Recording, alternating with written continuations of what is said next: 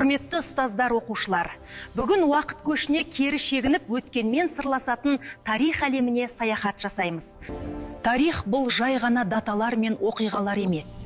Бұл бір халықтың тағдыры, ұрпақтың жүріп өткен жолы. Әрбір тарихи кезең адамзаттың жинақтаған білімінің, ерлігінің, күресінің көрінісі. Өткенді зерттеу арқылы бүгінімізді түсінеміз, ертеңімізді бағдарлаймыз. Тарихтың әр парағы жүрекке жақын шындық. Бүгін ашық сабақта сіздер тек тыңдап қана қоймайсыздар. Тарихи оқиғаларды талдап, дәлелдеп, өз пікірлеріңізді ашық білдіресіздер. Себебі тарих дайын жауап беретін пән емес. Ол бізді ойлануға, салыстыруға, шешім қабылдауға үйретеді.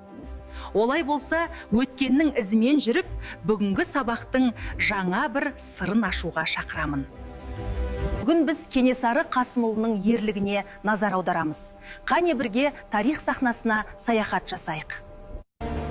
Мен Кенесары Қасымұлы, Абылай ханның немересі, қазақтың соңғы ханы. Халқымның басына қара бұлт үйірілген шақта мен ел тағдырына бейжай қарай алмадым. Жеріміз тарылып, еркіндігіміз әлсірей бастаған кезде қолыма найза алып халқымды азаттық жолына бастадым. Менің мақсатым 300-дің басын біріктіріп, қазақ жерінің тұтастығын сақтау, елді сыртқы қысымнан қорғау болды.